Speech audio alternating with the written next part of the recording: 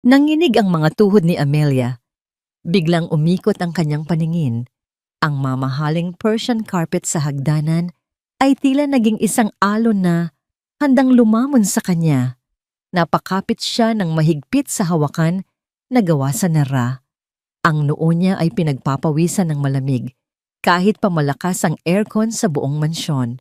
Ito na naman, ang bigla ang panghihina. Ang pakiramdam na unti-unting nauubos ang kanyang lakas. Amy, okay ka lang? Isang malakas na braso ang humawak sa kanyang baywang, pumigil sa kanyang tuluyang pagbagsak. Si Ricardo, ang kanyang asawa. Ang bango ng pabango nito ay pamilyar, ngunit ang init ng katawan nito ay tila hindi na umabot sa kanya. Rico, bulong niya, pilit nang ngumingiti. Nahilo lang ako bigla. Lagi ka na lang nahihilo nitong mga nakaraang araw, mahal. Baka kailangan mo nang magpatingin ulit sa doktor, sabi ni Rico. Ang boses ay puno ng pag-aalala. Ngunit nang salubungin ni Amelia ang mga mata nito, wala siyang nakitang emosyon doon. Blanko, malamig, tila isang pag-arte lamang ang lahat. Ate Amy! Isang matinis na boses ang sumunod. Si Cassandra, ang kanyang pinsan, ay nagmamadaling umakyat sa hagdan. Ang mukha nito ay larawan ng sobrang pag-aalala, ngunit may kislap sa mga mata nito na hindi maintindihan ni Amelia. Oh my God, ate! Anong nangyari? Halika, Kuya Rico. Dalhin natin si ate sa sofa. Magkahawak kamay nilang inalalayan si Amelia pababa. Para siyang isang marupok na babasagin sa pagitan ng dalawang taong pinakamalapit sa kanya. Ang dalawang taong pinagdududahan niya ng higit kanino man sa mundo. Habang nakaupo sa malambot na sofa at umiinom ng tubig na iniabot ni Cassie, pinanood sila ni Amelia. Pinanood niya kung paano dumapo ang kamay ni Cassie sa balikat ni Rico para pakalmahin ito. Pinanood niya kung paano sila nagkatinginan ng isang segundo. Isang segundong napakabilis. Ngunit para kay Amelia, sapat na iyon. May mali. Isang malaking kamalian ang nangyayari sa loob ng pamamahay na ito. Ang pakiramdam na iyon ay lalong tumindi habang nasa hapagkainan sila. Si Cassie ang nagsandok ng kanin para kay Rico.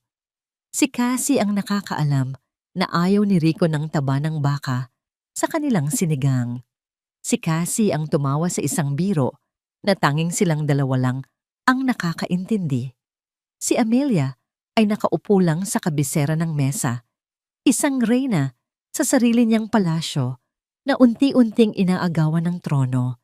Nawalan na siya ng ganang kumain. Bawat subo ay tila may lason. Hindi ka na naman kumakain, Amy. Puna ni Rico, sumimsim sa kanyang alak.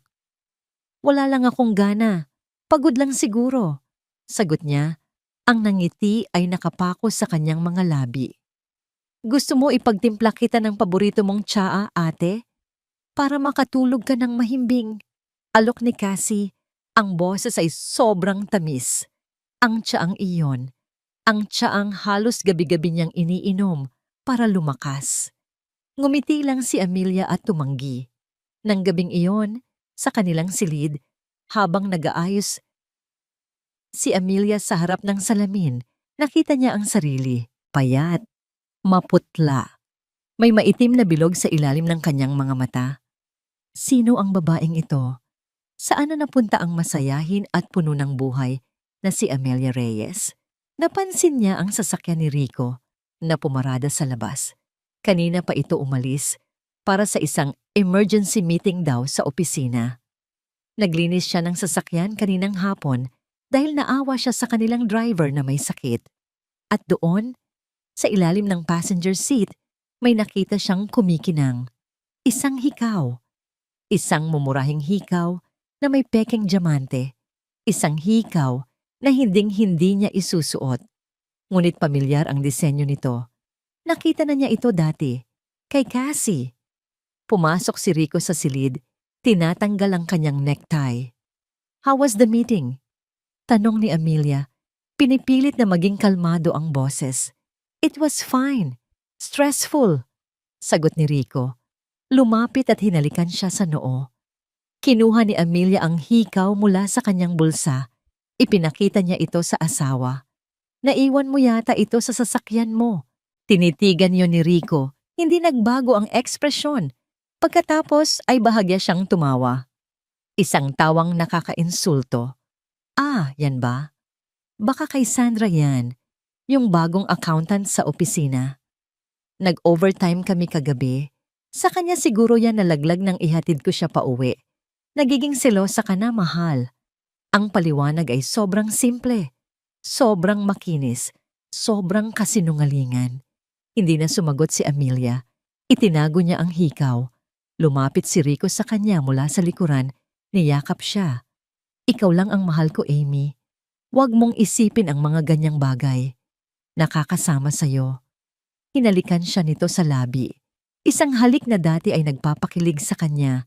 Ngunit ngayon ay lasang-lason, lasang kasinungalingan. Nagpanggap siyang tulog nang tumabi ito sa kanya. Nakinig siya sa mabagal at panatag na paghinga nito, ang paghinga ng isang taong walang konsensya. Sa dilim, habang ang kanyang asawa at ang kanyang pinsan ay mahimbing na natutulog sa ilalim ng iisang bubong.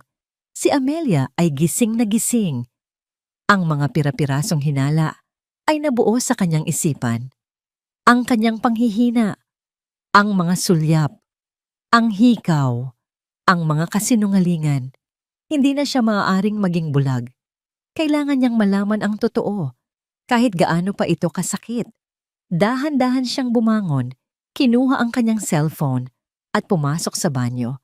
Nanginginig ang mga daliri niya habang nag-type siya sa search bar. Mini spy camera. Undetectable. Long battery life. Kinabukasan, habang nasa opisina si Rico at namimili si Cassie, dumating ang isang maliit na package para kay Amelia. Maingat niya itong binuksan. Ang camera ay mas maliit pa sa isang butones. Pumasok siya sa kanilang silid-tulugan. Ang puso niya ay kumakabog ng malakas. Ang mga kamay niya ay nanginginig habang tinititigan ang maliit na bagay na magiging mata at tenga niya. Ang kanyang mga mata ay napako sa kanilang malaking wedding portrait na nakasabit sa ibabaw ng headboard ng kama. Sa larawan, masaya sila. Nakangiti. Magkayakap. Isang perpektong larawan ng pag-ibig. Isang perpektong kasinungalingan. Maingat niyang kinuha ang portrait mula sa pagkakasabit. Sa likod, sa isang maliit na siwang sa pagitan ng kahoy na frame at ng cardboard backing, doon niya maingat na isiniksik ang kamera. Ang lens nito ay nakatutok sa isang maliit na butas na halos hindi kapansin-pansin. Perpekto. Hindi ito makikita ni Numan. Ibinalik niya ang larawan sa pader. Muli, isa na lang itong masayang alaala na nakasabit sa kanilang silid. Ngunit ngayon, isa na itong silent witness, isang espiya na magsasabi sa kanya ng lahat. Lumabas siya ng silid. Ang puso niya ay tila gustong kumawala sa kanyang dibdib. Nagtungo siya sa kanyang pribadong study sa kabilang dulo ng pasilyo at isinara ang pinto. Tiniyak niyang nakalak ito. Umupo siya sa kanyang silya. Ang katawan ay nanlalamig sa takot at pananabik. Kinuha niya ang kanyang tablet. Binuksan ang application na konektado sa camera. Isang itim na screen ang lumitaw at sa gitna ay may isang salita. Live. Ilang sandali siyang nag-atubili. Handa na ba siya? Handa na ba siyang makita ang katotohanang maaaring sumira sa kanya ng tuluyan? Ang katotohanang wawasak sa lahat ng pinaniwalaan niya? Pero mas nakakatakot ang mabuhay sa isang kasinungalingan. Mas nakamamatay ang uminom ng lason araw-araw mula sa mga taong akala mo ay nagmamahal sa iyo. Humugot siya ng isang malalim na hininga. Ang tibok ng kanyang puso ay umaalingaw-ngaw sa kanyang tenga. Ang nanginginig niyang daliri ay dahan-dahang lumapit sa screen sa salitang magbubukas ng pinto ng katotohanan. Isang pindot na lang at magbabago ang lahat. Pinindot ni Amelia ang salita. Live. Sa isang iglap, ang itim na screen ng tablet ay nagliwanag. Ang lumabas ay isang pamilyar na imahe, bahagyang distorted at malawak dahil sa fisheye lens ng kamera. Ang kanyang silid, ang kanyang kama, ang malambot na headboard at ang mga una na siya mismo ang pumili. Ngunit ang pamilyar na lugar na iyon ay naging isang entablado ng pinakamasaklap na bangungot. Naroon sila, si Ricardo at si Cassandra, sa ibabaw ng kanyang kama. Ang kumot na dapat ay nagbibigay init sa kanya ay nagmistulang sapot na bumabalot sa dalawang ahas. Napatakip si Amelia sa kanyang bibig, pinipigilan ng isang sigaw na gustong kumawala mula sa kaibuturan ng kanyang kaluluwa. Ang hangin ay tila ninakaw mula sa kanyang mga baga. Naramdaman niya ang pag-akyat ng asido sa kanyang lalamunan. Ito na, ang katotohanang matagal na niyang kinatatakutan, mas malala pa ng 100 beses. Ang bawat halik, bawat haplos na nasasaksihan niya sa screen ay parang isang saksak sa kanyang puso. Ang mga tawa nilang mahihina ay parang mga insultong paulit-ulit na ibinabato sa kanya. Nagawa nilang bastusin ang kanilang sagradong lugar, ang pinakapribadong espasyo ng kanilang pagsasama. Ngunit hindi pa yon ang pinakamasakit. Ang sumunod na pag-uusap ang tuluyang gumuho sa buong pagkatao niya. Kailan ba natin siya tatapusin, mahal? Ang boses ay kay Cassandra, malambing ngunit puno ng kamandag. Ang tanong ay simple, direkta, at nakakakilabot. Hindi na humihinga si Amelia. Ang kanyang mga mata ay nanlalaki, nakatitig sa screen. Tatapusin? Anong ibig niyang sabihin? Tumawa si Ricardo. Isang tawang walang kagalakan. Isang tunog na purong kasamaan. Malapit na, Cassie. Konting tiis na lang. Hihintayin lang natin ang anibersaryo ng kamatayan ng mommy niya. Walang maghihinala. Parang isang malakas na sampal ang mga salitang yon. Ang anibersaryo ng kanyang ina. Ang araw ng kanyang pagluluksa ay ang araw na itinakda nila para sa kanyang kamatayan. Naramdaman ni Amelia ang pagbagsak ng mainit na luha sa kanyang mga pisngi. Ngunit hindi ito luha ng kalungkutan. Ito ay luha ng matinding galit at pagkasuklam. Sigurado ka bang epektibo pa rin yung tsa? Tanong ulit ni Cassie. Parang ang tagal ng epekto. Dahan-dahan dapat. Paliwanag ni Rico. Ang boses niya ay kalmado, na parang nagpapaliwanag lang ng isang business plan. Araw-araw, paunti-unti. Para humina ang katawan niya. Para kapag nangyari na, iisipin ng lahat na dahil lang yon sa allergy niya. Isang aksidente. Isang malungkot na aksidente para sa isang may bahay na sakitin. Ang tsaa. Ang paborito niyang tsaa na tinitimpla ni Rico para sa kanya gabi-gabi. Ang tsaang sabi nito ay pampalakas. Ang bawat tasa na ininom niya ay isang dosis ng lason. Ang panghihina niya, ang pagkahilo, ang mga doktor na walang makitang mali. Lahat ay konektado. Lahat ay parte ng isang demonyong plano. Hindi na niya kinaya. Ang tablet ay dumulas mula sa kanyang mga nanginginig at nanlalamig na kamay. Bumagsak ito sa makapal na carpet ng walang tunog. Ngunit sa isip ni Amelia, ang pagbagsak nito ay kasing lakas ng isang pagsabog. Ang katawan niya ay sumunod na bumagsak. Napaluhod siya sa sahig. Ang mga kamay ay nakakuyom. Humahagulgol siya, ngunit walang luhang lumalabas. Isang tuyong pag-iyak na puno ng sakit at puot. Tapos na. Ang Amelia na mapagmahal at nagtitiwala ay namatay na sa gabing iyon. Ang babaeng buong pusong nagmahal sa kanyang asawa at itinuring na kapatid, ang kanyang pinsan, ay pinatay nila. Dahan-dahan, tumigil ang kanyang pag-iyak. Ang matinding sakit ay napalitan ng isang nakakapasong galit. Ang galit na yon ang nagbigay sa kanya ng lakas. Tumayo siya. Ang mga binti niya ay nanginginig pa rin, ngunit may bago ng determinasyon sa kanyang mga kilos. Naglakad siya papunta sa malaking salamin sa dingding ng kanyang study. Tinitigan niya ang kanyang refleksyon. Ang babae sa salamin ay maputla, payat, at may mga matang namumula. Isang biktima. Ngunit habang tinititigan niya ito, may nagbago. Ang kanyang mga mata, na dati puno ng kalungkutan at pagdududa, ay unti-unting nag-apoy. Isang apoy ng purong galit. Isang apoy na hindi na mamamatay. Hindi sila magtatagumpay. Hindi niya hahayaang makuha nila ang gusto nila. Kung gusto nila ng laban, ibibigay niya ito. Ngunit gagawin niya ito sa kanyang paraan, sa kanyang panahon. Hindi siya ang mamamatay. Sila. Sila ang wawasakin niya. Huminga siya ng malalim. Pinunasan ang natitirang bakas ng luha sa kanyang pisngi. Itinaas niya ang kanyang baba. Ang refleksyon niya sa salamin ay tila naging isang ibang tao. Isang taong hindi na niya kilala.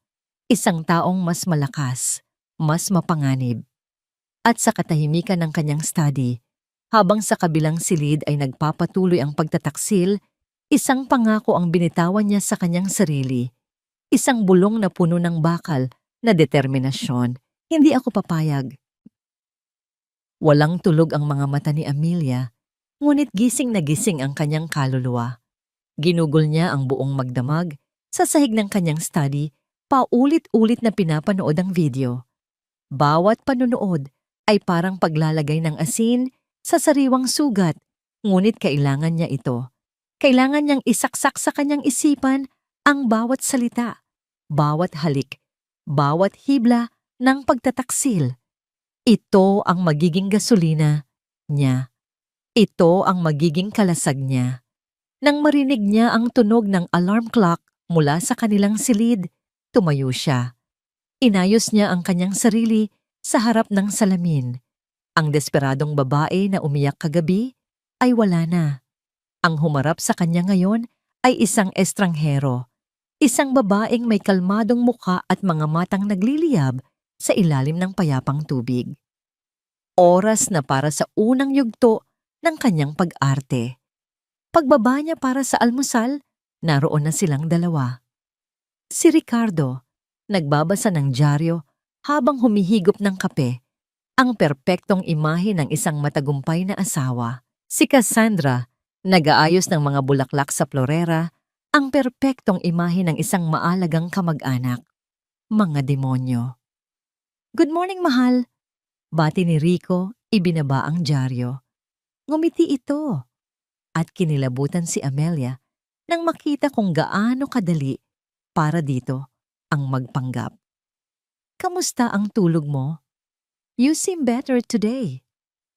Masarap ang tulog ko, sagot ni Amelia. Ang boses ay matatag at bahagyang masaya pa nga. Lumapit siya kay Rico at hinalikan ito sa pisngi. Ang balat nito ay mainit, ngunit para kay Amelia, para siyang humalik sa isang bangkay. Salamat sa tsaa kagabi. Nakita niya ang panandaliang pagliwanag ng mga mata ni Rico. Tagumpay. Good morning, Ate Amy. Bati ni Cassie. Ang boses ay parang musika sa pandinig ng mga walang alam. Cassie, ngiti ni Amelia. Salamat sa pag-aasikaso mo sa almusal. Parati ka na lang maaasahan. Umupo si Amelia sa kanyang pwesto. Ang lahat ay normal. Ang amoy ng sinangag at kape. Ang sikat ng araw na pumapasok sa bintana. Isang perpektong umaga. Isang perpektong kasinungalingan. At tulad ng inaasahan, pagkatapos magsandok ni Rico ng pagkain para sa kanya, iniabot nito ang isang tasa. Your tea, mahal. Ang tasa ng lason. Ang mga kamay ni Amelia ay hindi nanginig nang tanggapin niya ito. Tinitigan niya ang tsa. Ang kulay nito ay ganoon pa rin. Ang amoy ay pamilyar. Ngunit ngayon, nakikita na niya ang kamandag na nakahalo rito. Salamat, sabi niya at ngumiti. Isang nangiting sinanay niya ng buong gabi sa harap ng salamin. Nag-umpisa silang kumain. Bawat subo ni Amelia ay pinipilit niya lang na lunukin. Ang kanyang buong sistema ay gustong isuka ang lahat. Ngunit pinigilan niya. Kailangan niyang maging normal. Nang akmang iinumin na niya ang tsa, sinadya niyang ibangga ang kanyang siko sa mesa. Isang aksidente. Oh! Sigaw niya. Ang mainit na likido ay natapon sa kanyang puting bestida. Amy, are you okay? Mabilis na sabi ni Rico, tumatayo. Ate, naku, sabi ni Cassie, kumuha ng tissue. Okay lang ako? Tawa ni Amelia. Ang clumsy ko talaga. Sandali, pupunta lang ako sa banyo para linisin to. Sayang ang tsaa. Nagmamadali siyang tumayo at naglakad papunta sa pinakamalapit na banyo, hawak pa rin ang tasa. Nang makapasok at mailak ang pinto, hindi siya nagsayang ng oras. Itinapon niya ang lahat ng laman ng tasa sa inidoro at mabilis na nag-flush. Humarap siya sa salamin, huminga ng malalim. Isa pa lang ito, Amelia. Marami pang darating. Paglabas niya, ang mukha niya ay puno ng panghihinayang. Sorry, nabuhos ko talaga lahat. Ayos lang, mahal. Ipagtitimpla na lang ulit kita mamaya, sabi ni Rico. Ang pag-aalala sa mukha nito ay perpektong-perpekto. Tumango lang si Amelia at bumalik sa pagkain. Pagkatapos ng almusal, nagpaalam si Rico para pumasok sa opisina. Si Cassie naman ay nagsabing may pupuntahan siyang kaibigan. Sa wakas, nag-iisa na si Amelia sa malaking bahay. Hindi siya nagsayang ng oras. Dumiretso siya sa kanyang study at nilak ang pinto. Kinuha niya ang isang lumang cellphone na hindi niya ginagamit. Walang social media. Walang kahit anong koneksyon sa kanyang pangalan. Hinanap niya ang numero ng isang taong higit pa sa isang abogado para sa kanilang pamilya, isang taong matalik na kaibigan ng kanyang yumaong ama. Si Attorney Antonio Tito Tony De Leon. Nanginginig ang kanyang mga kamay habang nagdial siya. Hello! Sagot ng isang malalim na boses sa kabilang linya. Tito Tony? Bulong ni Amelia. Amelia Hija, napatawag ka? May problema ba? Agad na tanong ng abogado. Tila naramdaman ang panginginig sa kanyang boses. Hindi na nagpaligoy-ligoy pa si Amelia. Tito, I need your help. It's life and death. Isang sandali ng katahimikan. Pagkatapos ay naging seryoso at matigas ang boses ng abogado. Nasaan ka? Huwag kang gagamit ng sarili mong sasakyan. I will text you an address. Pumunta ka doon. Now. Pagkatapos ng tawag, nakatanggap siya ng isang text. Isang address ng isang maliit na coffee shop sa kabilang bayan. Mabilis na nagbihis si Amelia. Nagsuot siya ng simpleng damit, sombrero at salamin. Nagbook siya ng taxi gamit ang lumang cellphone. Bago umalis, sumilip siya sa kanilang wedding portrait. Ang nakangiting Amelia sa larawan ay tila nagpapaalala sa kanya kung sino siya dati. Ngunit ang Amelia na aalis ngayon ay ibang-iba na. Papunta na siya sa digmaan. Gabi na nang makauwi si Amelia. Ang pag-uusap nila ni Tito Tony ay nagbigay sa kanya ng plano. Isang mapanganib, ngunit kinakailangang plano. Pagod na pumasok siya sa kanilang silid. Naroon si Rico, naghihintay. Sa tabi nito, sa bedside table, ay isang tasa. Isang tasang sariwang timpla ng tsaa. Umuusok pa. Ngumiti si Rico. Ang nangiti na yon, na dating nagpapakalma sa kanya, ngayon ay nagbibigay sa kanya ng matinding kilabot. Mukhang pagod na pagod ka, mahal, sabi nito sa malambing na boses. Lumapit ito, hinawakan ng kanyang balikat. Inumin mo na ito para lumakas ka. Tumingin si Amelia sa tasa, pagkatapos ay sa mga mata ng kanyang asawa. Ang mga matang puno ng kasinungalingan. Nakita niya ang demonyo sa likod ng perpektong maskara. Napilitan siyang ngumiti pabalik at dahan-dahang itinaas ang tasa palapit sa kanyang mga labi. Pinagmasdan ni Ricardo ang kanyang asawa habang ito'y natutulog. Sa dilim ng kanilang silid, tanging ang liwanag ng buwan mula sa bintana ang tumatanglaw sa mukha ni Amelia. Maputla ito. Bahagyang humpak ang mga pisngi. Sa bawat paghinga nito, tila may kaunting hirap. Isang ngiti ang sumilay sa labi ni Ricardo. Isang ngiting hindi aabot sa kanyang mga mata. Magaling! Ang plano ay gumagana ng perpekto. Ang lason na may tamang-tamang dosis ay unti-unti nang ginagawa ang trabaho nito. Si Amelia, ang makapangyarihang tagapagmana ng imperyo ng mga Reyes, ay nagiging isang mahinang-mahinang babasagin. Madali nang basagin. Sa lalong madaling panahon, lahat ng ito, ang mansyon, ang mga kumpanya, ang pera na hindi niya kayang bilangin, ay mapupunta sa kanya, sa kanila ni Cassandra. Ang pangalang Del Fuego ay hindi na lang basta pangalan. Ito ay magiging isang dinastiya. Dahan-dahan siyang tumayo at pumasok sa banyo. Kinuha niya ang kanyang cellphone, siniguradong naka-silent mode. Ito, may isang tawag siyang kailangang gawin. Nagring ito ng 2 beses bago may sumagot. Isang magaspang na boses. Del Fuego, bungad ng lalaki sa kabilang linya, walang pagbati. Nasaan na ang pera ko? Mang Ben, napag-usapan na natin to. Konting panahon pa, sagot ni Ricardo. Pilit na pinapakalma ang sarili. Ang bawat salita ni Mang Ben ay parang yelo sa kanyang ugat. Isang marahas na tawa ang narinig niya. Panahon. Ang panahon ay pera, Rico. At ubos na ang pareho para sa'yo.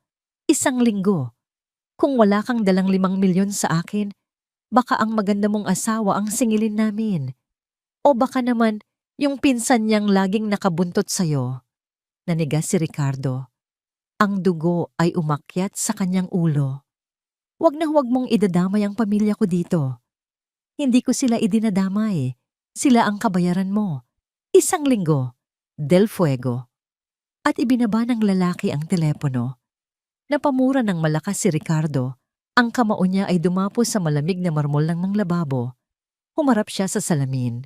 Ang nakita niya ay hindi ang respetadong CEO, kundi isang taong nasa bingit ng bangin. Desperado, kailangan niyang bilisan. Wala na siyang panahon. Bumalik siya sa silid. Ang pagtingin niya kay Amelia ngayon ay iba na. Hindi na lang siya isang hadlang. Siya na ang kasagutan. Ang tanging solusyon. Kinabukasan, sa isang guest room sa kanlurang bahagi ng mansyon kung saan walang gaanong dumadaan, doon niya pinuntahan si Cassandra. Naabutan niya itong nakatayo sa harap ng bintana, nakatingin sa malawak na hardin. Ang hardin ni Amelia. Para kang reyna kung makatingin ka dyan. Biro ni Ricardo, niyakap ito mula sa likuran. Malapit na, hindi ba? Bulong ni Cassie, isinandalang ulo sa dibdib ni Ricardo. May pag-aalala at pananabik sa kanyang boses. Rico, sigurado ka ba dito? Paano kung may makahalata? Walang makakahalata. Mariing sabi ni Ricardo. Hinalikan ito sa leeg. Mahina na siya kasi wala na sa isip niya ang magduda. Ang kailangan lang natin ay ang perpektong tiyempo. Pero kinakabahan ako. Amin ni Cassie. Hinarap siya ni Ricardo, hinawakan ang kanyang mukha. Makinig ka sa akin.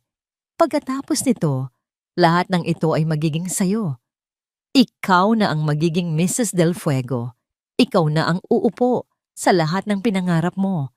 Hindi na tayo magiging mga anino lang sa pamamahay na ito. Ang mga salitang iyon ay sapat na. Nakita ni Ricardo ang pag-alis ng duda sa mga mata ni Cassie. Napalitan ng determinasyon. Hinalikan niya ito. Isang halik na puno ng pagnanasa at kasunduan. Isang selyo sa kanilang madilim na plano. Nang gabing iyon, mag-isa sa kanyang study, binuksan ni Ricardo ang kanyang laptop. Tiningnan niya ang kanyang mga bank account balance, P15 to 3 petty point panweave credit card debt, P2 800,000 hours. Napapikit siya ng mariin. Ang imahe ng isang buhay na marangya ay isang malaking kasinungalingan. Lubog siya sa utang. Ang tanging bagay na pumipigil sa pagguho ng lahat ay ang pangalan ng kanyang asawa. Isinara niya ang laptop ng may puwersa. Wala na siyang pagpipilian. Itutuloy niya ito, ano man ang mangyari. Lumabas siya ng study at nakita si Amelia sa sala. Hindi ito nakahiga o nagrereklamo ng sakit. Nakaupo ito ng tuwid sa isang silya, nagbabasa ng libro. Nang mapansin siya nito, itinaas nito ang kanyang tingin. Ngumiti ito, isang kalmadong ngiti. Natigilan si Ricardo, may kakaiba. Nitong mga nakaraang araw napapansin niya, si Amelia ay hindi na gaanong nagrereklamo. Hindi na ito madalas humihingi ng tulong. May isang kakaibang kapayapaan sa kilos nito na hindi niya maintindihan. Isang katahimikang nakakabagabag, dati-rati. Sa ganitong oras, nagrereklamo na, yan na masakit ang ulo niya, isip niya. Isang maliit na butil ng pagdududa ang sumibol sa isip ni Ricardo. Posible kayang... Pero mabilis niya itong iwinaksi. Guni-guni ko lang to, sabi niya sa sarili. Masyado na siyang mahina para mag-isip pa ng malalim. Epekto lang siguro ito ng gamot. Nang lason ko, ngumiti siya pabalik kay Amelia. Ang ngiti ng isang halimaw na nag-aabang ng tamang oras para Manila. Ang coffee shop na sinabi ni Tito Tony ay maliit at malayo sa kabihasnan, ang tipo ng lugar na hindi mo sinasadyang puntahan. Perpekto para sa isang lihim na pag-uusap. Ang una mong dapat gawin ay protektahan ang iyong sarili. Amelia, sabi ni Attorney De Leon, ang boses ay seryoso at walang bahid ng pagbibiro. Ang kanyang mga mata na nakita na ang lahat sa mundo ng batas ay puno ng pag-aalala. Mula ngayon, ituturing mo na ang bahay mo bilang teritoryo kaway, bawat pagkain, bawat inumin, maging maingat ka. Tumango si Amelia, nilalaro ang tasa ng kapeng hindi niya ininom. Alam ko po, Tito. Pangalawa, kailangan natin ng mas matibay na ebidensya. Patuloy ng abogado, inilabas ang isang maliit na notebook. Ang video ay malakas na pruweba ng kanilang relasyon at ng kanilang masamang intensyon. Ngunit para masigurong mabubulok sila sa kulungan, kailangan nating malaman ang motibo. At kadalasan, ang motibo ay pera. Nakinig ng mabuti si Amelia. Bawat salita ni Tito Tony ay parang isang lubid na humihila sa kanya paakyat mula sa madilim na balon. Kailangan mong pasukin ang kanyang computer. Hanapin mo ang lahat. Bank statements, emails, private messages. Kopyahin mo lahat sa isang secure na hard drive na ibibigay ko sa iyo. At kung kaya mo, dagdag ng abogado, tinitigan siya ng diretso sa mata. Maglagay ka pa ng isang kamera sa kanyang study. Doon niya ginagawa ang kanyang mga maduming transaksyon. Ang mga utos ay malinaw, ngunit ang paggawa nito ay parang isang misyon sa kamatayan. Kinabukasan, nahanap ni Amelia ang kanyang pagkakataon. Narinig niya ang pagbukas ng shower sa kanilang banyo. Si Rico. Mayroon siyang humigit kumulang 15 minuto. Ang puso niya ay kumakabog ng napakabilis, tila isang kabayong nagwawala sa loob ng kanyang dibdib. Dahan-dahan siyang pumasok sa study ni Rico, isang lugar na dati ipinagbabawal sa kanya. Ang amoy ng tabako at mamahaling leather ay sumalubong sa kanya. Mabilis niyang binuksan ang laptop ni Rico. Salamat sa Diyos at sa kayabangan nito, walang password. Isinaksak niya ang maliit na hard drive na bigay ni Tito Tony. Habang naglo-load ito, ang tunog ng tubig mula sa banyo ay parang isang orasan na nagbibilang ng mga natitirang segundo ng kanyang buhay. Nakita niya ang mga folder, personal, finances, company. Kinopya niya ang lahat. Ang progress bar sa screen ay tila gumagalaw ng napakabagal. Bawat porsyento ay isang walang katapusang paghihintay. Ramdam niya ang panlalamig ng kanyang mga kamay at ang pamamasa ng kanyang noo. Bilisan mo! Bilisan mo! Nang nasa 80% na ang proseso, Biglang tumigil ang lagaslas ng tubig. Nanigas si Amelia sa kanyang kinatatayuan. Tapos na si Rico. Anumang oras ay lalabas na ito. Sa isang iglap ng panik, gusto niyang bunutin ang hard drive at tumakbo. Ngunit pinigilan niya ang sarili. Tapusin mo, Amelia. Tapusin mo. Narinig niya ang pagbukas ng pinto ng banyo. 95%, 98%, 100%. Transfer complete. Mabilis niyang tinanggal ang hard drive, isinara ang laptop, at ibinalik ang lahat sa ayos. Tahimik siyang lumabas ng study, isinara ang pinto ng walang tunog. Ilang segundo lang bago lumabas si Rico sa kanilang silid, nakatapis lang ng tuwalya. Mahal, andyan ka pala, sabi nito, nagpupunas ng buhok. Akala ko nasa baba ka. Kukuha lang sana ako ng libro, sagot ni Amelia. Pilit na pinapakalma ang kanyang paghinga. Itinuro niya ang isang bookshelf sa pasilyo.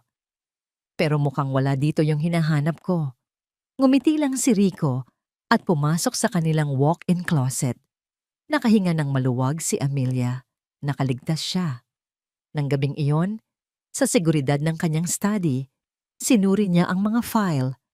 Ang kanyang mga mata ay nanlaki sa kanyang mga natuklasan.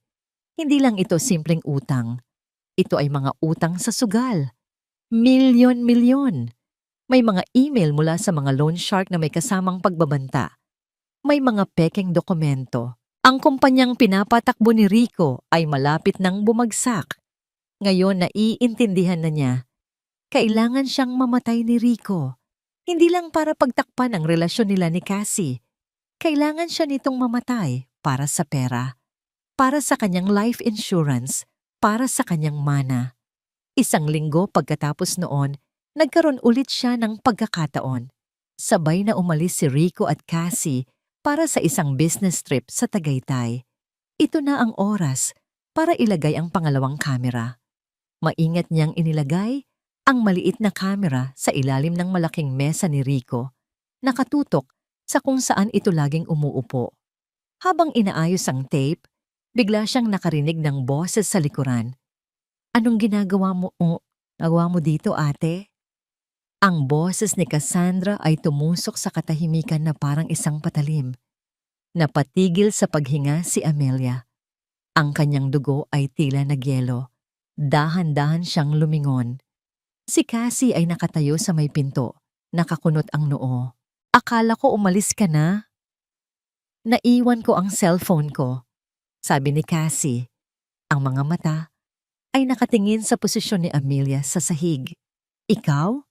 Anong ginagawa mo dyan sa ilalim ng mesa ni Kuya Rico? Ang utak ni Amelia ay tumakbo ng mabilis. Nahulog kasi yung hikaw ko. Sabi niya, ipinapakita ang isang kamay na walang laman. Kanina ko pa hinahanap, baka gumulong dito sa ilalim. Tumaas ang kilay ni Cassie, hindi kumbinsido, ngunit bago pa ito makapagsalita, mabilis na idinagdag ni Amelia. Hey nako, hayaan mo na nga. Baka nasa kwarto lang pala. Ang burara ko talaga. Mabilis siyang tumayo, pinagpagan ang damit at ngumiti.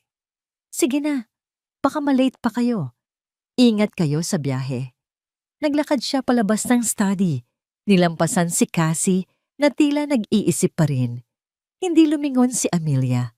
Nagpatuloy lang siya sa paglalakad hanggang sa makarating sa kanyang silid at isara ang pinto. Doon niya lang pinakawalan ang hiningang kanina pa niya pinipigilan. Muntik na. Nang gabing iyon, habang mag-isa sa malaking bahay, biglang nag-vibrate ang kanyang lumang cellphone. Isang text message mula sa isang numerong hindi nakarehistro. Binuksan niya ito. Mayroon lang 2 salita. Mag-ingat ka. Ang 2 salita sa text message ay umikot-ikot sa isip ni Amelia ng buong gabi. Mag-ingat ka. Sino ito? Isang kaibigan na nagbababala? O isang kaaway na naglalaro sa kanyang isipan? Hindi niya alam. Ngunit isa lang ang sigurado. May nakamasid sa kanya. Ang pakiramdam na may mga aninong sumusunod ay hindi na lang isang pakiramdam. Totoo ito. Mas lalo siyang naging determinado. Kung may iba pang nakakaalam ng panganib, ibig sabihin ay mas malaki at mas malalim ang problemang kinakaharap niya. Ang mga dokumento mula sa laptop ni Rico ay nagbigay sa kanya ng malaking piraso ng palaisipan, ngunit alam niyang may kulang pa. Ang mga taong desperado ay hindi lang nagtatago ng mga sikreto sa digital na mundo. Mayroon silang mga pisikal na itinatago at alam ni Amelia kung saan ito hahanapin. Ang itim na bakal na safe na nakatago sa likod ng isang painting sa study ni Rico. Kinailangan niyang maghintay ng halos 1 linggo para sa perpektong pagkakataon. Isang umaga, sinabi ni Rico na may mahalaga siyang board meeting na tatagal ng buong araw. Si Cassie naman ay may reunion daw na pupuntahan. Muli, sa kanya ang bahay. Pumasok siya sa study ni Rico, ang puso niya ay mas kalmado na kaysa dati. Ang takot ay napalitan na ng isang malamig na determinasyon. Inalis niya ang painting sa pagkakasabit. Lumitaw ang itim na safe. Ang problema? Ang kombinasyon. Sinubukan niya ang kanilang anniversary. Walang nangyari. Sinubukan niya ang birthday niya. Wala pa rin. Sinubukan niya ang birthday ng ina nito. Bigo! Napaupo siya sa sahig, nakatitig sa bakal na pinto. Ano ang pinakamahalaga para kay Ricardo? Ano ang isang bagay na hinding-hindi niya malilimutan? Biglang may naalala si Amelia. Isang gabi, noong mga unang taon ng kanilang pagsasama, habang nakahiga sila sa kama. Tinanong niya ito, sino ang pinakaimportanteng tao sa buhay mo? Inaasahan niyang sasabihin nito na siya o ang mga magulang nito. Ngunit tumawa lang si Rico at sinabi, ang taong nagbigay sa akin ng buhay. Ang taong nag-iisang hindi ako iiwan. Noon, inakala niyang ang Diyos ang tinutukoy nito. Ngunit ngayon, alam na niya ang katotohanan. Ang arogansya ni Ricardo. Ang pagmamahal nito sa sarili. Ang pinakaimportanteng tao sa buhay ni Ricardo ay si Ricardo. Dahan-dahan siyang tumayo. Inilagay niya ang kanyang mga daliri sa dial. Marahan niyang pinihit ito, ang kanyang kaarawan. Ang sarili niyang petsa ng kapanganakan. Click! Isang tunog na halos hindi marinig, ngunit para kay Amelia, kasing lakas ito ng isang kulog. Bumukas ang pinto ng safe. Sa loob, ang mga dokumento ay maayos na nakasalansan. Ang unang tumpok ay ang inaasahan na niya. Mga kasulatan, mga promissory note mula sa mga taong may pangalang tunog kriminal, mga titulo ng lupa na nakasangla. Ang mga ito ay mas matibay na ebidensya ng kanyang pagkakabaon sa utang. Ngunit sa ilalim ng lahat ng iyon, may isang folder na naiiba. Kulay krema ito at malinis. Ang nakasulat sa labas ay isang salita lang, insurance. Nanginginig ang mga kamay ni Amelia habang binubuksan niya ito. Ang kanyang paghinga ay biglang naging mababaw. Ito ay isang life insurance policy. Isang napakalaking life insurance policy. Ang pangalan ng insured, Amelia Reyes del Fuego. Ang petsa, kung kailan ito binili. 6 na buwan na ang nakalipas. Eksakto kung kailan nagsimula ang kanyang biglaang sakit. At ang pinakanakakakilabot sa lahat, ang pangalan ng sole beneficiary, Ricardo del Fuego. Ang halaga, 10 milyong dolyar. Isang malamig na pakiramdam ang gumapang sa buong katawan ni Amelia. Isang pakiramdam na mas masahol pa sa takot o galit. Pagkaunawa. Ang huling piraso ng palaisipan ay nalaglag sa lugar. Hindi lang ito tungkol sa pagbabayad ng utang. Ang pagpatay sa kanya ang magiging pinakamalaking negosyo sa buong buhay ni Ricardo. Ang buhay niya ay may presyo. At para sa kanyang asawa, ang presyong yon ay 10 milyong dolyar. Napayuko siya. Naramdaman ang pag-akyat ng suka sa kanyang lalamunan. Hindi siya pinapatay ni Rico dahil sa galit. Pinapatay siya nito dahil isa siyang investment. Isa siyang walking lottery ticket. Ngunit ang shock ay mabilis na napalitan ng pagkilos. Kinuha niya ang kanyang cellphone. Ang mga kamay niya ay Nanginginig pa rin, ngunit pilit niyang pinatatag ang mga ito. Isa-isa niyang kinuhanan ng litrato ang bawat pahina ng bawat dokumento, ang mga utang, ang insurance policy, lahat. Bawat click ng camera ng cellphone niya ay parang isang pako na ibinabaon niya sa kabaong ni Ricardo. Nang matapos siya, maingat niyang ibinalik ang lahat sa loob ng safe. Bawat papel ay nasa eksaktong pwesto nito. Isinara niya ang pinto. Pinihit niya ang dial para ilock ito. Huminga siya ng maluwag. Nakuha na niya ang pinakamatibay na ebidensya. Ngunit habang akma na siyang aalis, narinig niya ito. Ang tunog ng isang sasakyan na pumarada sa driveway. Ang tunog ng sasakyan ni Rico. Nanlaki ang kanyang mga mata sa gulat. Imposible, sabi niya, ay buong araw siyang mawawala. Bakit siya umuwi?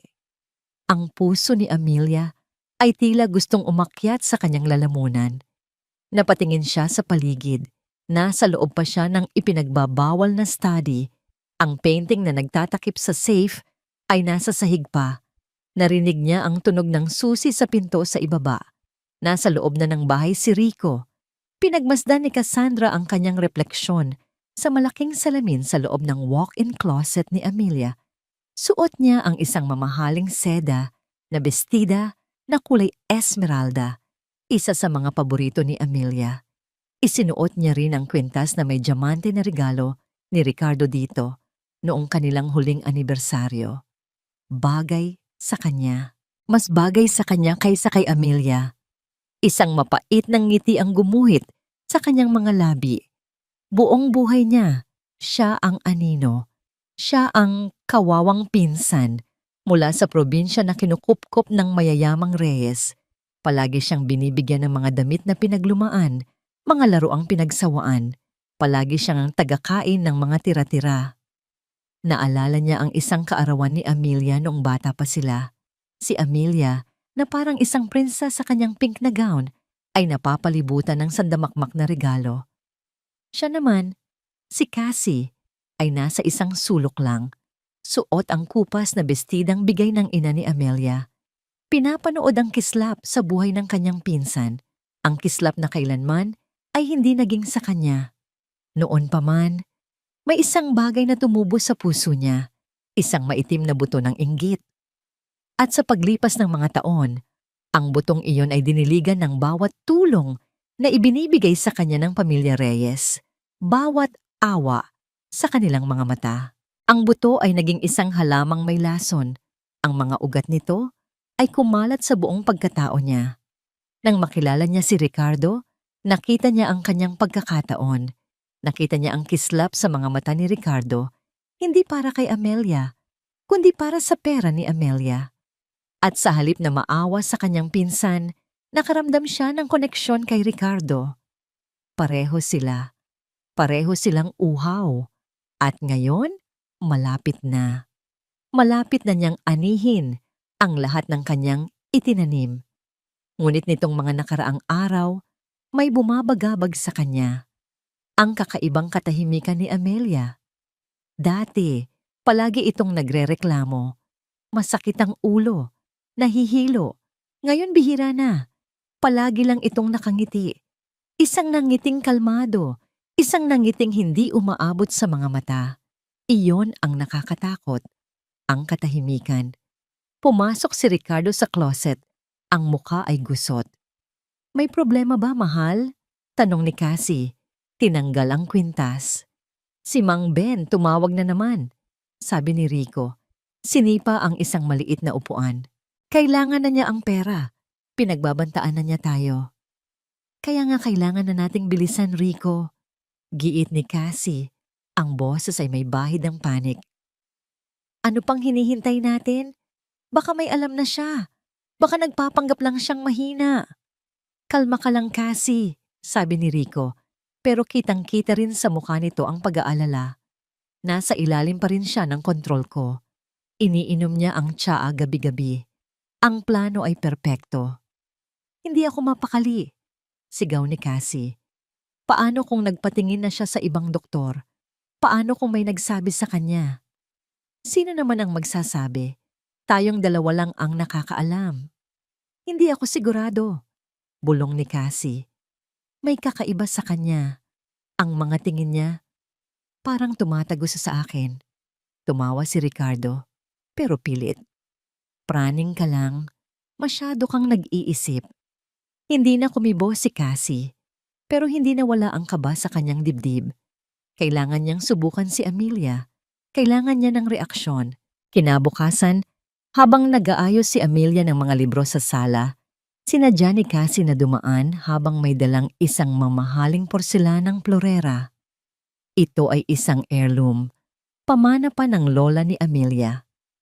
Ang pinakapaborito nitong gamit sa buong bahay. Oops!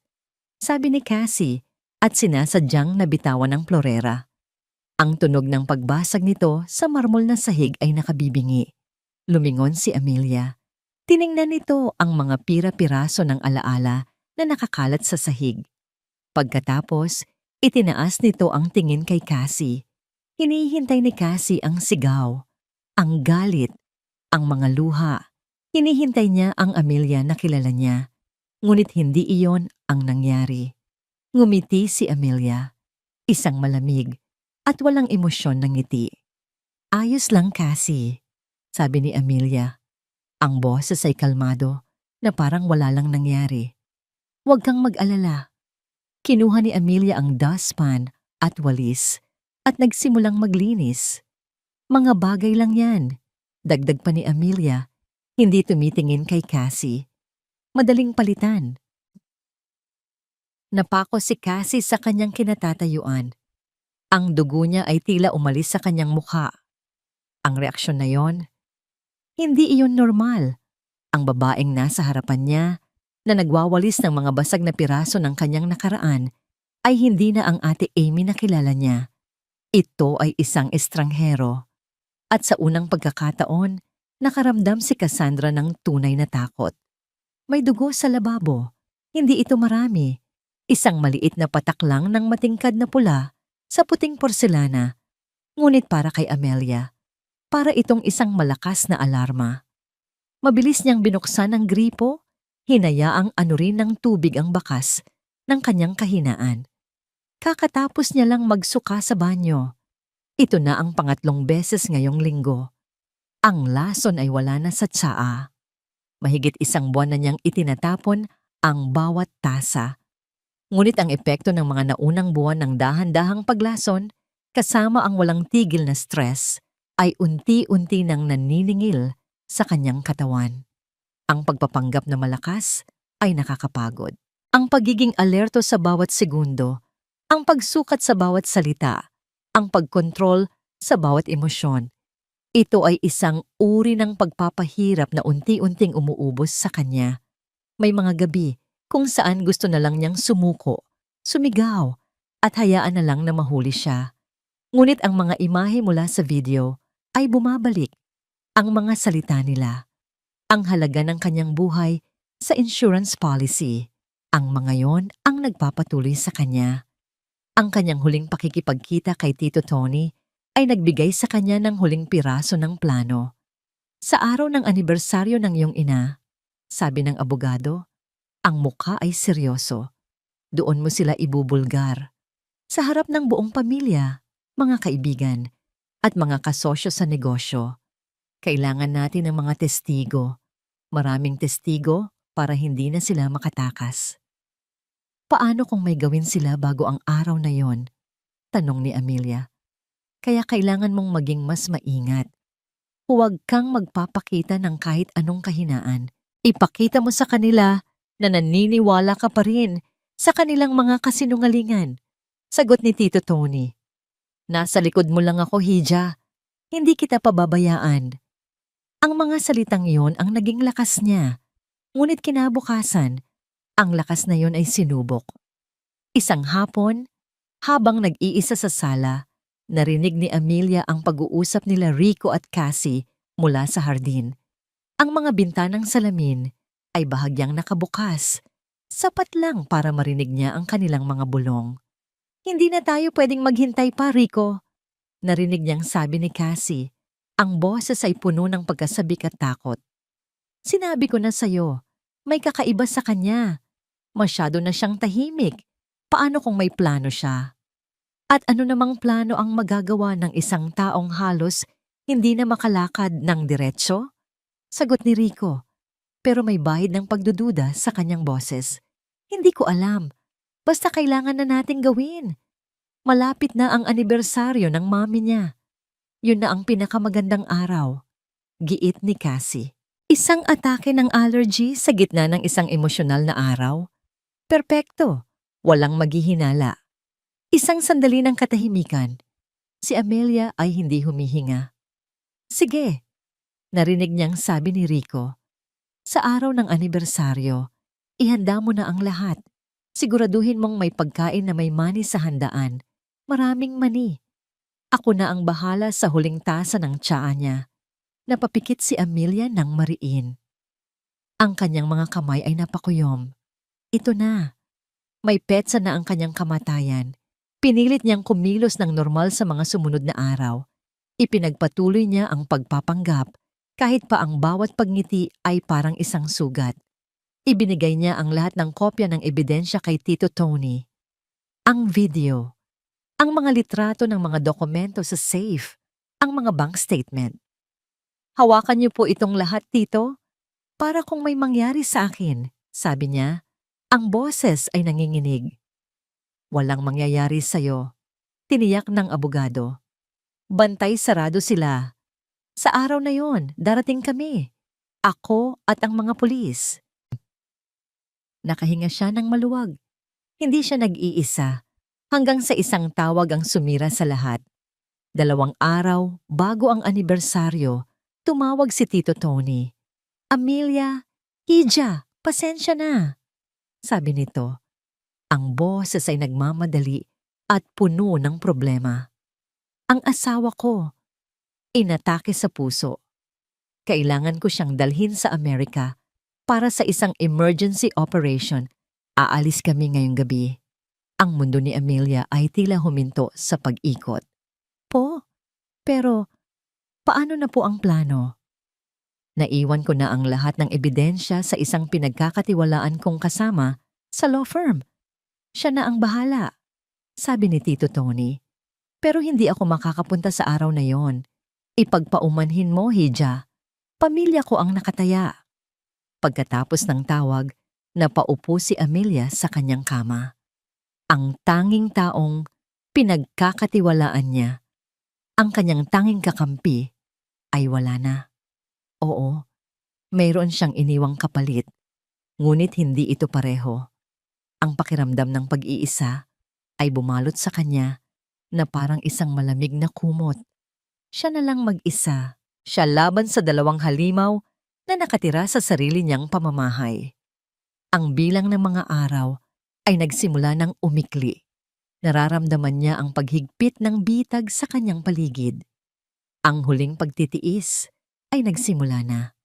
Ang araw bago ang anibersaryo ay nababalot ng isang kakaibang katahimikan. Ito ay hindi isang payapang katahimikan. Ito ay ang mabigat at nakabibinging katahimikan bago ang pagdating ng isang malakas na bagyo. Ang hangin ay tila hindi gumagalaw at ang bawat tunog sa loob ng mansyon, ang tiktak ng lumang orasan, ang lagitik ng sahig, ay tila mas malakas kaysa karaniwan. Ginugol ni Amelia ang umaga sa silid ng kanyang ina. Ang silid ay pinanatili niya kung paano ito iniwan. Malinis, maayos, at puno ng mga alaala. Umupo siya sa gilid ng kama, hinaplos ang malamig na kubrekama. Kinuha niya ang isang silver na picture frame mula sa bedside table. Isang larawan ng kanyang ina, nakangiti. Isang nangiting totoo, puno ng pagmamahal.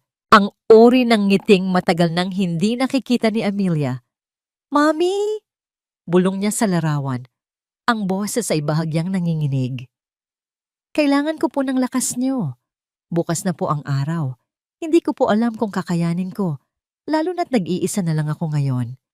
Niyakap niya ang malamig na salamin ng picture frame. Sa isang sandali, Hinayaan niyang bumalik ang lahat ng sakit, ang pangungulila, ang takot. Ngunit hindi siya umiyak. Ubos na ang kanyang mga luha. Ang natitira na lang ay ang bakal na determinasyon na nabuo mula sa abo ng kanyang nawasak na buhay. Please guide me, Mommy. Bigyan niyo po ako ng sign na tama ang gagawin ko. Nang tumayo siya para umalis, may isang bagay na nahagip ng kanyang mata. Isang maliit na aklat na nakasuksok sa ilalim ng unan. Ang lumang journal ng kanyang ina. Binuklat niya ito. Sa isang pahina, may isang kasabihang nakasulat sa magandang sulat kamay ng kanyang ina. Ang pinakamatapang na bagay na maaari mong gawin ay ang tumayo para sa iyong sarili, kahit pa nanginginig ang iyong mga tuhod. Napangiti si Amelia. Ito na ang sign na hinihintay niya. Bumalik siya sa kanyang study na may panibagong lakas. Oras na para ihanda ang huling bahagi ng kanyang plano. Ang abogado na ipinalit ni Tito Tony, isang attorney Ramirez, ay tumawag. Hindi kasing initim ng boses ni Tito Tony, ngunit professional. Kinumpirma nitong ang mga pulis ay magiging naka-standby sa labas ng mansyon bukas. Ngunit kailangan nila ng hudyat mula kay Amelia bago sila pumasok. Pagkatapos mong maipakita ang video, Miss Del Fuego, iyon na ang hudyat, sabi ng abogado. Hindi kami maaaring pumasok nang walang malinaw na katibayan ng krimen na nagaganap. Naintindihan ito ni Amelia. Sa huli, siya pa rin ang kailangang gumawa ng pinakamabigat na hakbang. Umupo siya sa harap ng kanyang laptop. Binuksan niya ang kanyang email. May isa pa siyang kailangang gawin, isang huling safety net. Inattach niya ang video file sa isang bagong email. Ang video na naglalaman ng lahat. Ang pagtataksil, ang plano, ang kasamaan. Ang email address na inilagay niya ay hindi sa pulis o sa abogado. Ito ay ang email ng isang kilalang investigative journalist na matagal na niyang sinusubaybayan, isang babaeng walang takot sa pagbubulgar ng katotohanan. Sa subject line, inilagay niya, ang katotohanan tungkol sa mga Del Fuego. At sa katawan ng email, nag-iwan siya ng isang simpleng mensahe. Huwag buksan hanggat hindi mo natatanggap ang aking hudyat. Ang hudyat ay isang text na may isang salita, hustisya. Pinindot niya ang send. Sa hapon ang katahimikan ay nabasag. Bumalik si Rico at Cassie. Ang kanilang mga mukha ay puno ng isang nakakakilabot na sigla. Para silang mga aktor na naghahanda para sa kanilang huling eksena. Naging triplo ang kanilang kabaitan. Si Rico ay nagdala ng paboritong bulaklak ni Amelia. Si Cassie ay nagluto ng kanyang paboritong merienda. Ang lahat ay isang malaking, nakakasulasok na pagpapanggap. Nag-ayos na kami ng caterer para bukas, ate. Masayang sabi ni Cassie. Sinigurado ko nakasama sa menu ang paborito mong kare-kare. Napatingin si Amelia kay Cassie. Kare-kare? Ang sikat na putahe na puno ng dinurog na mani. Ngumiti lang si Amelia. Salamat, Cassie. You think of everything. Nang gabing iyon, habang naghahanda si Amelia sa kanyang silid, may kumatok sa pinto. Si Cassie. May dala itong isang maliit na plato. Sa ibabaw nito ay may 2 piraso ng Sans Rival, isang dessert na gawa sa cashew nuts na may palamuting dinurog na mani sa ibabaw. Ate Amy, tikman mo to, sabi ni Cassie. Ang ngiti sa kanyang labi ay sobrang tamis, ngunit ang mga mata ay malamig. Ako mismo ang gumawa para sa'yo, para ma-relax ka bago ang emosyonal na araw bukas.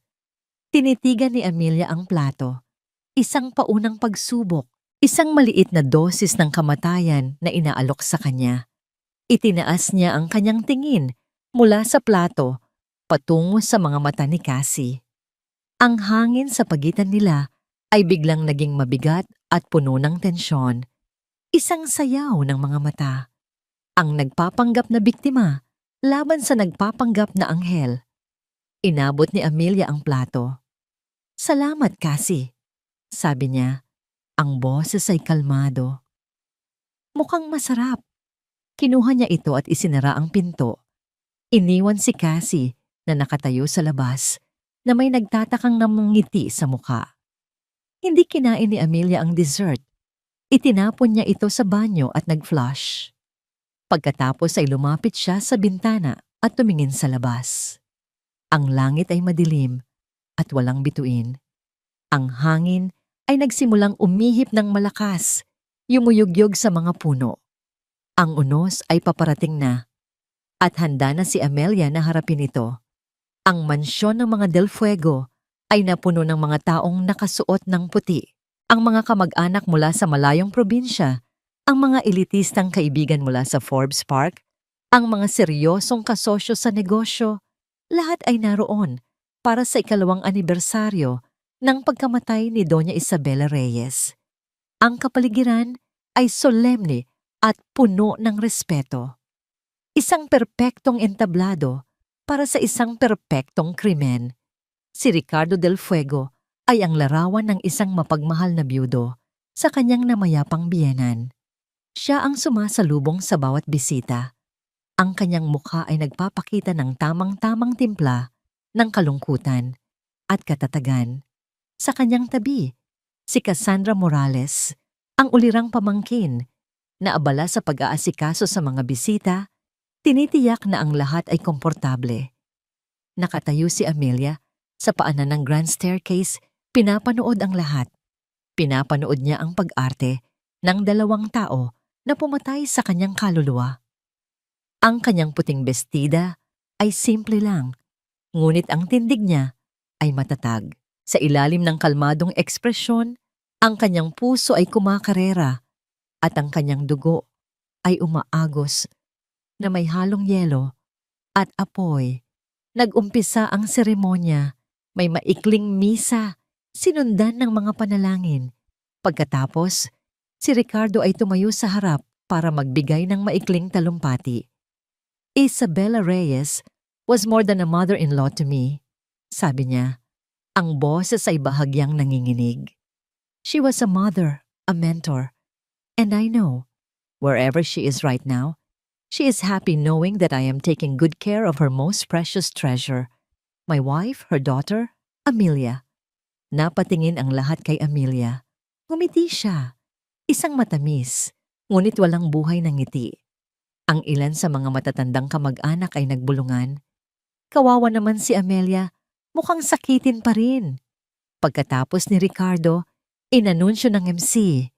At ngayon, para sa isang espesyal na mensahe, tawagin natin ang nag-iisang anak ni Doña Isabela, Jingang Amelia Reyes del Fuego. Ito na, habang naglalakad si Amelia papunta sa maliit na entablado. Ang bawat hakbang ay tila napakabigat. Naramdaman niya ang mga mata ng lahat sa kanya. Ang mga mata ng awa, ang mga mata ng pagtataka, at ang dalawang pares ng mata na puno ng masamang intensyon. Pagdating niya sa harap ng mikropono, tiningnan niya ang mga mukha ng mga tao, ang kanyang pamilya, ang mga taong nakakita sa kanya na lumaki. Magandang hapon po sa inyong lahat.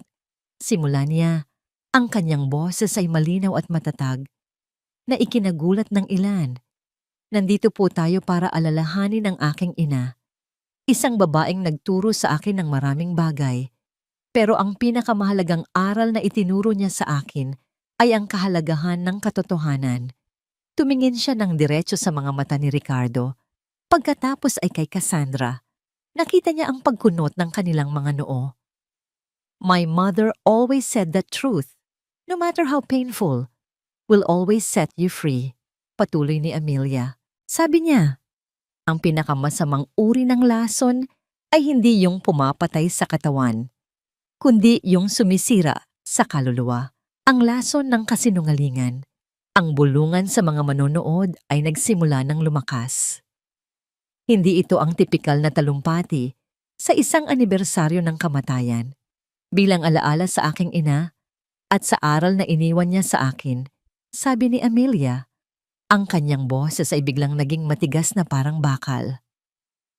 I want to share a story about truth.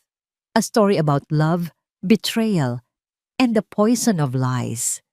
Sumenya siya sa isang technical staff na nakatayo sa gilid. Isang lalaking inupahan ni Attorney Ramirez. Isang lalaking may hawak sa kapalaran nilang lahat. Ang malaking puting screen sa likod niya na kanina'y nagpapakita ng mga larawan ni Doña Isabela ay biglang naging itim. Isang sandali ng nakabibinging katahimikan. Pagkatapos, isang video ang nagsimulang umere. Walang audio sa simula. Isang pamilyar na silid. Ang silid tulugan ni Amelia at sa ibabaw ng kama, dalawang katawan ang magkayakap sa init ng pagtataksil. Isang kolektibong hininga ng pagkabigla ang narinig mula sa mga manonood. Ang mga bulungan ay naging mga hiyawan. Si Ricardo at Cassandra ay napako sa kanilang kinatatayuan. Ang kulay ng kanilang mga mukha ay nawala na parang papel. Ngunit hindi pa yon ang katapusan. Biglang pumasok ang audio. Kailan ba natin siya tatapusin, mahal? Ang boses ni Cassandra, malinaw at malakas, ay umalingaw-ngaw sa buong mansyon. Sinundan ito ng boses ni Ricardo, nagpapaliwanag ng buong plano, ang dahan-dahang paglason sa tsaa, ang paghihintay sa anibersaryo, ang paggamit sa allergy. Ang buong kwento ng kanilang demonyong balak ay isiniwalat sa harap ng lahat. Ang hiyawan ay napalitan ng isang nakakakilabot na katahimikan. Ang mga bisita ay nakatitig sa screen. Ang kanilang mga mukha ay puno ng pagkasuklam at hindi makapaniwala. Nang matapos ang video, bumalik ang imahe sa itim. Ngunit ang mga salitang binitawan ay nanatiling nakaukit sa isipan ng lahat. Dahan-dahang ibinaling ni Amelia ang kanyang tingin mula sa screen patungo sa 2 taong na ngayon ay tinitingnan na ng lahat na parang mga halimaw. Si Ricardo ay nanginginig. Ang bibig ay bumubuka, ngunit walang salitang lumalabas. Si Cassandra ay humahagulgol na. Itinuturo si Ricardo. Sa gitna ng kaguluhan, nanatiling nakatayo si Amelia sa entablado. Matatag, payapa. Ang malaking pinto ng mansyon ay bumukas ng malakas. Pumasok ang mga pulis. Ang kanilang mga uniforme ay isang matapang na asul sa dagat ng mga puting damit. Itinaas ni Amelia ang mikropono sa kanyang bibig sa huling pagkakataon. Ang kanyang boses, na ngayon ay puno ng kapangyarihan at katarungan, ay umalingaw-ngaw sa bawat sulok ng silid. Arestuhin ninyo sila. Ang utos ni Amelia ay sinundan ng isang pagsabog ng kaguluhan. Ang mga bisita ay nagsigawan. Ang mga flash ng kamera mula sa mga cellphone ay kumislap na parang mga kidlat. Ang solemn na pagtitipon ay naging isang eksena mula sa isang sirko ng eskandalo. 2 pulis ang mabilis na lumapit kay Ricardo na wala na ang imahe ng respetadong CEO. Ang natira ay isang desperadong hayop na na-corner. Walang katotohanan yan. Sigaw niya, itinuturo si Amelia. Gawa-gawa niya lang lahat yan. Sinisiraan niya ako dahil gusto niyang makipaghiwalay. Ngunit walang naniwala. Ang video ay malinaw.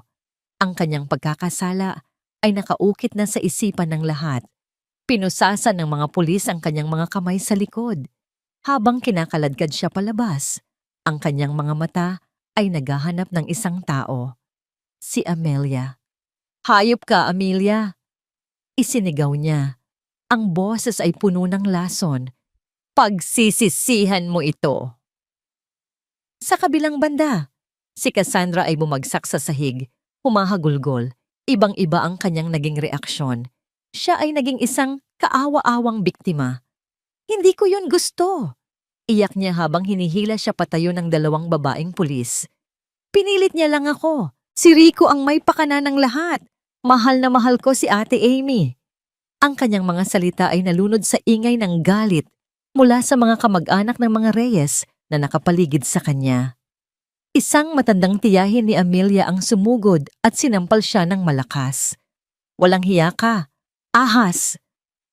Habang nagaganap ang lahat ng ito, si Amelia ay nanatiling nakatayo sa entablado. Tila isang estatwa sa gitna ng bagyo. Pinanood niya ang pagkaladkad sa 2 taong sumira sa kanyang buhay. Walang ngiti ng tagumpay sa kanyang mukha. Walang bakas ng kasiyahan. Ang tanging naroon ay isang malalim at nakakapagod na pakiramdam ng paglaya. Nang mailabas na sila ng mansyon at ang mga sirena ng pulis ay unti-unting humina sa di kalayuan, ang atensyon ng lahat ay bumalik kay Amelia. Ang katahimikan ay bumalik, ngunit ngayon ay puno ito ng mga tanong na hindi masabi, ng awa at ng pagkamangha.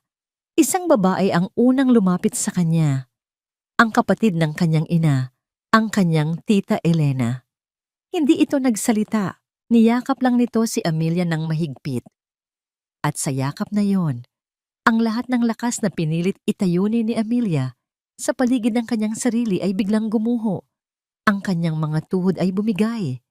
Ang katawan niya, na binuhat ng purong adrenaline sa mga nakalipas na oras, ay biglang naramdaman ang bigat ng lahat. Ang pagod, ang sakit, ang mga buwan ng pagpapanggap. Bumagsak siya sa mga braso ng kanyang tiyahin at sa unang pagkakataon sa loob ng napakatagal na panahon, hinayaan niyang umiyak ang kanyang sarili. Isang iyak na hindi natahimik, isang malakas at nakakapagpalayang hagulgol. Ang mga reporter na nakapasok na sa loob ng mansyon ay nagsimulang mag-flash ng kanilang mga kamera. Ang balita ay kumalat na parang apoy. Ang eskandalo ng mga Del Fuego at Reyes ay ang magiging laman ng bawat headline kinabukasan. Ngunit hindi na yun mahalaga kay Amelia. Isinugod siya ng kanyang mga kamag-anak sa pinakamalapit na ospital.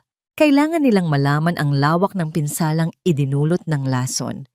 Habang nasa emergency room, kinuha ang kanyang dugo at sinuri siya ng mga doktor. Nakahiga lang si Amelia sa kama. Nakatitig sa puting kisame. Pakiramdam niya ay lumulutang siya. Tapos na. Ang digmaan ay tapos na. Ilang oras ang lumipas, pumasok ang isang doktor sa kanyang silid. Hawak ang isang resulta. Mrs. Del Fuego, sabi ng doktor sa isang seryosong tono. Kinukumpirma ng mga resulta ng blood test. May nakita kaming traces ng isang rare but potent, slow-acting toxin sa iyong sistema. Hindi ito basta-basta nabibili. Kung hindi ito naagapan in a matter of weeks, maaari itong magdulot ng total organ failure. Tumingin ang doktor kay Amelia. Ang mga mata nito ay puno ng paghanga at awa. Mabuti na lang at nandito ka ngayon. You saved your own life. Tumango lang si Amelia. Hindi ito balita sa kanya. Ngunit ang marinig ito mula sa isang eksperto, ang pagkakaroon ng isang siyentipikong katibayan ay ang huling pako sa kabaong ng kaso laban kay Ricardo at Cassandra. Ipinikit niya ang kanyang mga mata. Sa wakas, pagkatapos ng mahabang panahon sa dilim, nakakakita na siya ng kaunting liwanag. Ang mga basag na piraso ng kanyang buhay ay nakakalat pa rin. Ngunit ngayon, sa unang pagkakataon, naramdaman niya na may pag-asa siyang mabuo. Lumipas ang 6 na buwan. Ang eskandalo ng mga Del Fuego ay unti-unti nang nawala sa mga headline, napalitan ng mga bagong balita, ng mga bagong trahedya. Ngunit para kay Amelia, ang pagtatapos ay naging opisyal lang ngayong umaga. Nakaupo siya sa isang maliit na cafe malapit sa kanyang bagong tinutuluyan. Hawak ang isang tablet. Sa screen, isang news article ang nakabukas. Ang headline ay simple at pinal. Ricardo Del Fuego at Cassandra Morales, hinatulan ng habambuhay na pagkakakulong para sa attempted murder. Binasa niya ang mga detalye. Walang parole. Dahil sa bigat ng mga ebidensya, ang video, ang mga dokumento sa safe, at ang medical report na nagpapatunay sa lason, ang desisyon ng hukom ay mabilis at walang awa. Isinara ni Amelia ang tablet. Hindi siya nakaramdam ng saya. Hindi rin siya nakaramdam ng galit. Ang naramdaman niya ay isang malalim at payapang katahimikan. Isang tuldok sa dulo ng isang napakahabang, madilim na pangungusap. Tapos na. Sa wakas, tapos na talaga. Hindi na siya bumalik sa mansyon. Ang bahay na yon, na puno ng mga alaala ng pagtataksil at sakit, ay ipinagbili niya sa lalong madaling panahon. Ang mga gamit, ang mga larawan, ang mga multo ng nakaraan, lahat ay ipinaubaya na niya. Ang unang destinasyon niya pagkatapos basahin ng balita ay hindi ang kanyang opisina o ang kanyang bagong apartment. Nagpahatid siya sa sementeryo. Ang umaga ay maliwanag at ang hangin ay sariwa. Naglakad siya sa mga hanay ng mga puting lapida hanggang sa marating niya ang puntod ng kanyang ina. Malinis ito at may mga sariwang bulaklak. Inilapag niya ang isang tangkay ng puting rosas sa ibabaw ng malamig na marmol. Hinaplos niya ang pangalang nakaukit dito, Isabela Reyes. Mommy, bulong niya. Isang maliit na ngiti ang sumilay sa kanyang mga labi. Hindi ito isang napangiti ng kalungkutan, kundi isang nangiti ng pasasalamat. Tapos na po ang laban. Natalo na po natin sila. Huminga siya ng malalim, dinadama ang sinag ng araw sa kanyang balat. Ang bigat na matagal nang nakadagan sa kanyang mga balikat ay tila biglang gumaan. Malaya na ako. Kinalaunan, sa araw na yon, pumasok si Amelia sa isang lugar na dati kinatatakutan niya. Ang boardroom ng Reyes Corporation. Ang mahabang mesa ay napapalibutan ng mga seryosong mukha ng mga board member. Karamihan ay mga matatandang lalaki na matagal nang nagsisilbi sa kanyang ama. Noong una, puno ng pagdududa ang kanilang mga mata. Nakikita nila sa kanya ang isang mahinang babae, isang sosyalera, na napilitan lang umupo sa pwesto. Ngunit sa loob ng 6 na buwan, ipinakita niya sa kanila kung sino talaga siya. "Good morning, gentlemen," bati ni Amelia. Umupo sa kabisera ng mesa. Ang kanyang boses ay kalmado, ngunit may bigat ng awtoridad. "Let's start with the quarterly financial report. Mr. Tan, I have some questions regarding the sudden increase in our logistics expenses." Ang dating mahina at nagdududang si Amelia ay wala na. Ang babaeng nasa harapan nila ngayon ay matalino, matalas, at hindi natatakot magtanong. Pinag-aralan niya ang bawat aspeto ng negosyo. Nagbasa, nag-aral, pinatunayan niya sa kanila at higit sa lahat, sa kanyang sarili na hindi lang siya isang Reyes sa pangalan. Nang matapos ang pulong, ang mga dating mapagdudang tingin ay napalitan ng respeto. Kinagabihan, hindi umuwi agad si Amelia. Nagpaiwan siya sa kanyang opisina, tinatanaw ang mga ilaw ng syudad mula sa malaking bintanang salamin. Ang syudad na dati tila isang kulungan, ngayon ay parang isang mundo ng mga posibilidad. Madaling araw na nang makauwi siya sa kanyang bagong apartment. Isa itong modernong penthouse. Mas maliit kaysa sa mansyon, ngunit mas maliwanag. Ito ay kanya. Siya lang. Hindi siya dumiretso sa silid para matulog. Nagtimpla siya ng isang tasa ng mainit na inumin. Hindi tsa, kape. Dala ang tasa, lumabas siya sa balkonahe. Ang malamig na hangin ng madaling araw ay yumakap sa kanya. Sa di kalayuan ang kalangitan ay nagsisimula ng magbago ng kulay mula sa itim patungo sa malalim na asul. Ang bukang liwayway ay paparating na. Sumimsim siya sa kanyang kape, ang init nito ay kumalat sa kanyang katawan. Tumingin siya sa syudad na unti-unting nagigising. Walang Ricardo na naghihintay sa kanya sa loob. Walang Cassandra na nagpapanggap. Walang lason sa kanyang tasa. Ang naroon lang ay katahimikan. Hindi siya naghahanap ng bagong pag-ibig. Hindi pa. Marahil, hindi na kailanman. Natutunan niya ang isang mas mahalagang aral, ang pag-ibig sa sarili. Ang kapayapaan na hindi mo mahahanap sa ibang tao, kundi sa loob mo lang. Habang ang unang sinag ng araw ay dumampi sa kanyang mukha, ipinikit ni Amelia ang kanyang mga mata. Isang tunay at payapang ngiti ang gumuhit sa kanyang mga labi. Malaya na siya at handa na siyang simulan ng isang bagong kabanata. Isang kabanatang isusulat niya para sa sarili niya lamang. At dito nagtatapos ang kwento ng mapait na pagtataksil at matamis na pagbangon ni Amelia. Maraming salamat sa iyo na walang sawang sumubaybay sa bawat kabanata. Sa iyo na dinamayan si Amelia sa kanyang pinakamatinding kadiliman at sinamahan siya hanggang sa masilayan niya ang bagong umaga. Habang isinusulat ko ang kwentong ito, naramdaman ko ang bawat sakit, bawat takot, at bawat patak ng luha ni Amelia. Ngunit higit sa lahat, naramdaman ko ang kanyang hindi matatawarang lakas, isang lakas na hindi nagmumula sa paghihiganti, kundi sa pagpapahalaga sa sarili at sa paghahanap ng tunay na kapayapaan. Naway mag-iwan ito sa atin ng isang mahalagang aral, na kahit gaano pa tayo kadalas saktan o lokohin, ang tunay na kapangyarihan ay palaging nasa ating mga kamay. Ang kapangyarihang bumangon, maghilom, at piliin ang isang buhay na malaya sa anino ng nakaraan.